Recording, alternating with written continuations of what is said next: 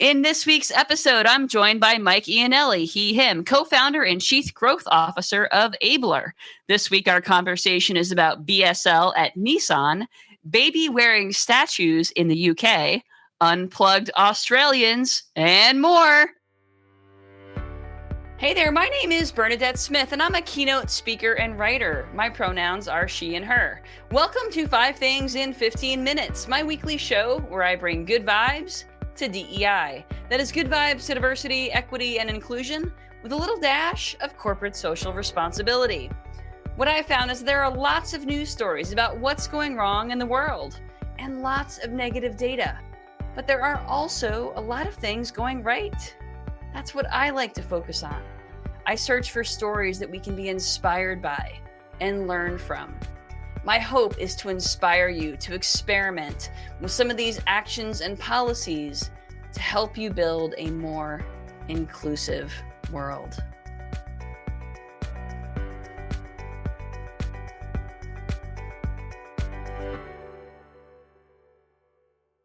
Let's get started. Mike, welcome to the show. Hey, Bernadette. Boy, we got a lot to cover today. So my name is Mike Iannelli. You can call me Iannelli either way. But I am the co-founder and chief growth officer of an organization called Ablr. We are a full-service disability inclusion and digital accessibility company. Our mission is people first. Not only do we do accessibility, but we also have a workforce development program that is bringing meaningful jobs to all people, folks with disabilities included, which is really our main drive. We also have inclusion training that helps corporations and organizations find their true meaning of inclusion and how do you incorporate that really from the foundation and then helping organizations and people find accessible products, accessible websites, accessible content so the world is universally created for all people. And that's really been our mission for the last 4 years. So it's really great to be here. Nice to spend some time with you, Bernadette. Thanks, Mike. I always enjoy our conversations, and I love what you're up to with Ablr, especially your workforce development component. Can you talk a little bit about that program specifically? Yeah, absolutely. So we have multiple different educational tracks, but the premise of it is there are a large percentage of individuals who have struggled with disabilities and struggled with inclusion since the dawn of time, and our organization believes that all people should have the right for meaning and fulfillment, and that big part of that starts with career, since we spend most of our time working, which is something we should also talk about another day. But all people deserve that right to work, that right to have meaningful employment, that right to have fulfillment in what they do. And our organization works with state-level government and division services for the blind. We help them identify individuals who want to change their life, want to find the energy and the heart to do something different. We provide accessible tools. We recruit them. We take them through an assessment process to make sure this is something they're willing to put the work into, because it is an effort. It is not something that is easy. But we have a 16-week program. Our first program is about creating individuals and giving them the opportunities to earn their CPAC, their professional accessibility accreditation. So there's a 16-week program. We train them with one of our incredible trainers who used to be our senior accessibility analyst. She also has a visual impairment, and she takes those individuals through 16 weeks of incredibly intense program and training. We also provide mentorships. They all have a mentor that comes in. We provide 3 weeks of paid internships. And we also have a full-time position that is their core mission is to align with organizations that are like-minded, that are inclusive, that have what I'll call the human kindness gene that says we're all equal, we all deserve the same, and it helps them find jobs, meaningful jobs, not just, hey, you're incapable, go push a button all day, but hey, you are capable no matter who you are, no matter what your life circumstances are, and you're capable of doing great things, and our goal is to help you get on that path to doing that. I love that. And so you're based in North Carolina. Is your company serving organizations and governments around the country? We are. It's a process, but we do have 4 currently that we're working with. One of the areas that I will say is challenges that we have corporate America just says, okay, hey, you've gone through this 16-week program, you've got your certification, you've got your mentorship, you're ready to go, you got the tools, the skills, the know-how. But what we miss oftentimes is the mental health side, is that, you've been ostracized your entire existence, and all of a sudden now that we gave you a class and some training, you're just supposed to forget your prior existence, and your brain's supposed to magically get you to where you're supposed to be. And that is a hard lesson, and a lesson that we are committed to helping our people get through. It's important that we apply mental health around everything we do. I've struggled with mental health my entire life, but it has been a journey for me, and it's a journey for all of us, and mental health support is critical in helping us all succeed. And so it's not just about getting people jobs, and it's not just about getting them through the system. It's about giving them the tools and the support they need to have a long and prosperous and fulfilling life. And that's really what the mission is about. I love that. Well, it definitely aligns with 5 things. So we'll talk about the 5 things in just a minute. But on this week's 5 Things newsletter, I wrote about my first cruise vacation, which I took last week with my partner for a few days. Now, I don't know about you, but when I'm on cruises or sort of in groups of strangers, I tend to be super sort of private. My partner's like chatty, and I'm like, kind of off on my own. I don't talk to strangers like that very much, for better or worse.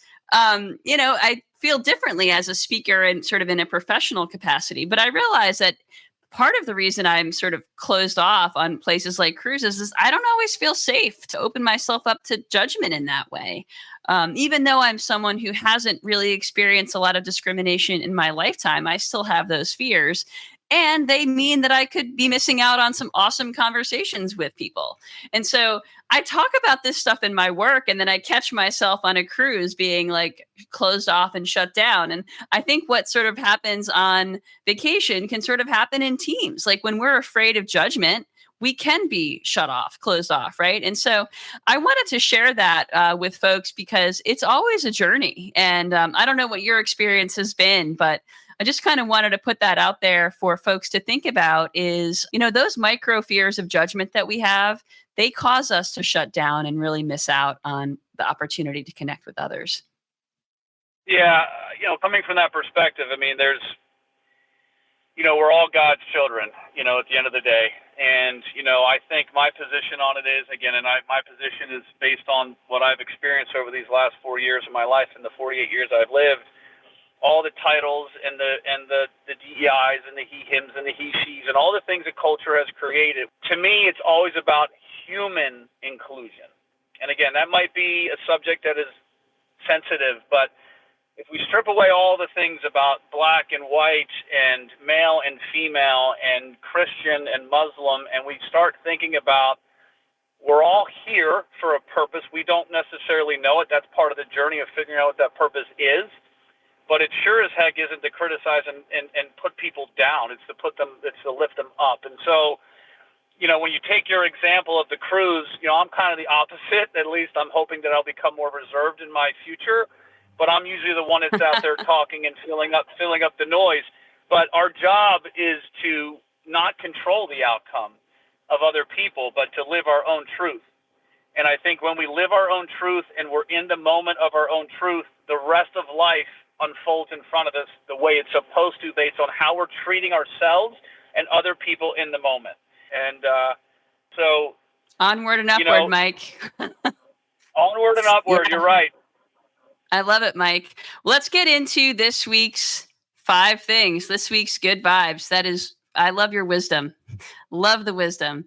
All right. The first story this week comes from Australia, which has a new right to disconnect law where employees can ignore work emails and texts outside of working hours without fear of punishment, because Australians worked an average of 281 hours of unpaid overtime last year. So kind of a crazy little law there in Australia, perhaps an overreach, but I think it's ultimately good. Yeah, I don't think it's an overreach at all. I think it should be a global law. I mean, I think we have taken what corporate America has framed us into be, and we just work our lives away. And I think, I went to school in Spain. I went to University of Madrid for a semester when I was 22, and they had siesta. And, we'd be walking to the store in the middle of the day after class to grab something, and everything was shut down. And it was a hard thing to recognize, but you know what? Like, we don't live to work. That is not our purpose in life, to live to work. Our purpose is to find fulfillment and find ways to give to others and find ways to give back to God by using the skills that we've been given by God. It's not to work in culture and burn ourselves out to death of depression and sadness and grief and shame and guilt and all that negative, toxic nonsense that our culture has created for us. And that's really the separation. So the short answer is I 100% agree with it. It should be your choice to work whenever the hours, again, the 9 to 5, whatever. But outside of the 9 to 5, and I'm a big believer in this in our company as well. We're a startup organization. We've been hustling for 4 years to survive.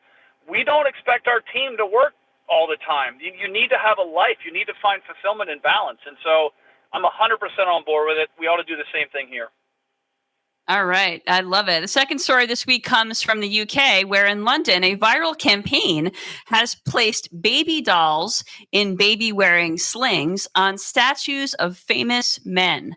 So the idea is to start conversations about the importance of challenging outdated views of masculinity. So imagine walking around London and looking at a statue of a famous old man and seeing a baby sling on it with a baby doll inside the sling. I think it's hilarious and fantastic.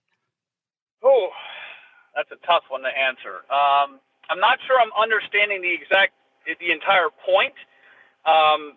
I like it in the two ways I'm dissecting it in my brain is one is, we have to eliminate this perspective that men don't have feelings, that men need to cover up all their stuff and live with their hell inside of their head based on what we were created to believe we are to be. And so I love the fact that we're talking about men having vulnerability and men being able to cry and men being able to accept their faults and take accountability without crucifixion and recognize that we're all human and we all fail, but we all deserve to be treated respectfully and kindly, and we should be able to talk about hard things and admit our depression and admit our fears and admit our sadness, and we are allowed to that, and we all should be that way. The other side of the coin, again, which I don't know, but I'm a big believer in masculinity. I'm a big believer that men have a purpose on this planet. I'm a big believer that women do as well. We all do. But I don't think we should be stripping masculinity away from men because we think that's what culture wants. That's complicating the subject. Masculinity is a need. It is a necessity for existence. And we cannot strip away masculinity from men. We should be infusing masculinity into men and not taking it away. So the purpose of, hey, it's okay to be vulnerable. It's okay to cry. It's okay to hug your mom. It's okay to hug your friend. It's okay to cry and hug your dog. I love it. We need men in this world. We need men in masculinity, but we also need to be vulnerable, and it's okay with that. We should be okay with that too. And that should be embraced, actually. I love it. I love it. You're absolutely right. Well, the third story this week comes from Connecticut, which has clapped back to Florida. So recently, Florida's tourism website removed its LGBTQ plus section. It's sort of one of the many things Florida has done in anti-LGBTQ news lately. And so Connecticut, in response, has launched ads all over inviting LGBTQ plus travelers from Florida and beyond. So I just sort of love the response. I love sort of the proactive approach or the kind of fun reactive approach here. Yeah, I'm on both sides again of this one. I feel like in some ways the corruption of our world is, and I get the good side. Hey, we're all welcome. You all belong. But at the same time, we shouldn't have to do campaigns to create space for people. My background is in marketing and advertising. I feel like in some ways, is our intention with that the right intention?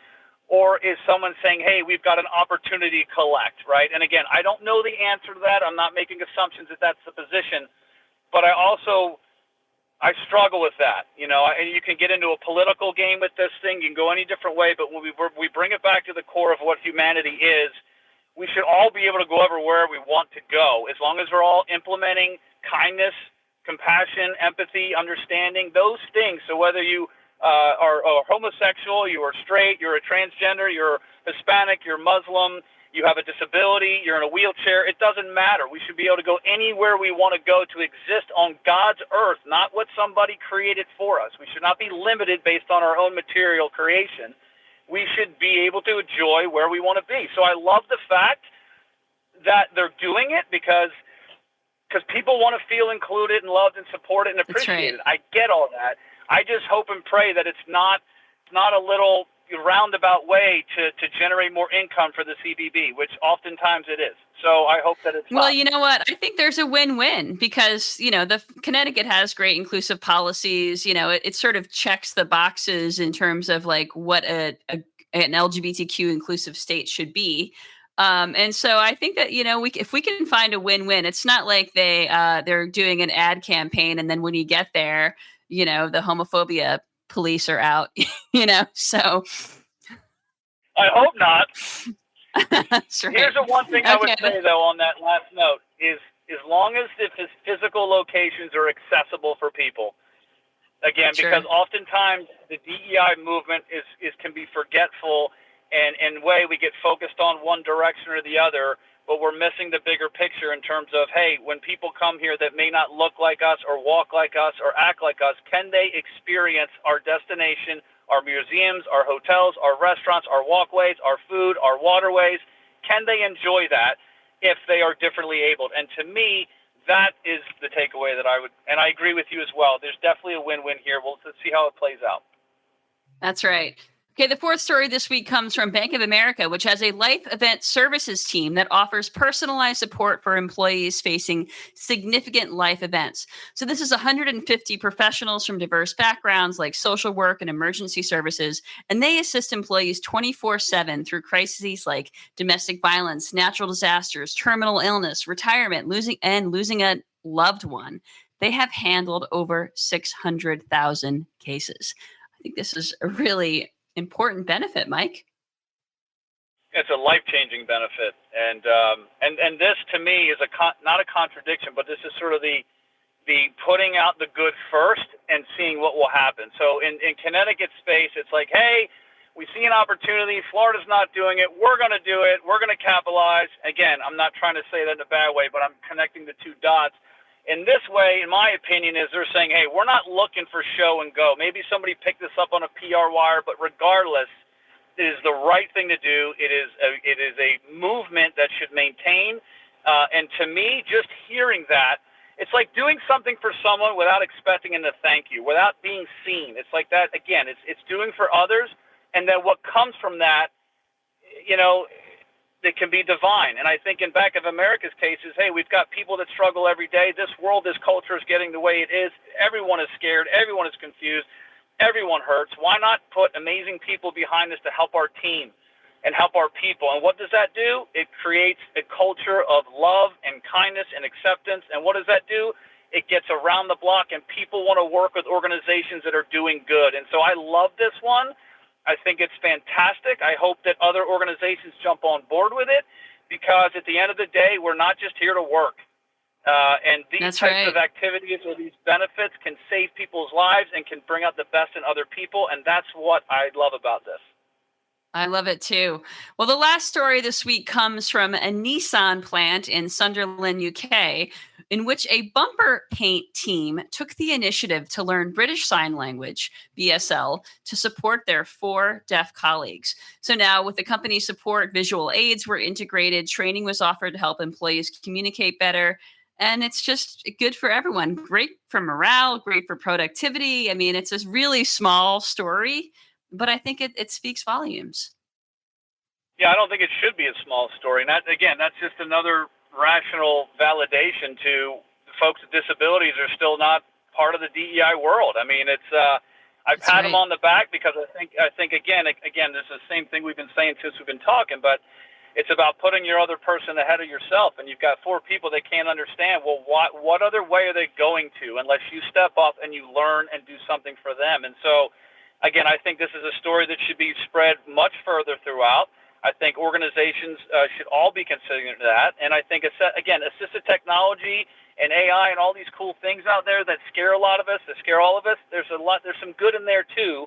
And I think it's going to help folks with disabilities communicate better. I think it's going to help other people get a sense of what other people are going through from an empathy perspective.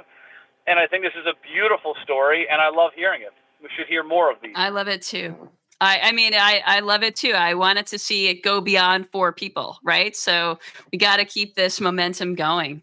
All right, Mike, it has been awesome having you on the show this week. Can you tell folks, give me something that's giving you hope in this work of DEI? Can you share that with folks? Wow, you're going to end with that question. What's giving me hope? All right, I'll tell you, what's giving me hope is that I'm seeing change, not only in the world. And again, I don't mean that in the broad sense of what the media is doing, what the culture is doing. I'm seeing it in people that I know.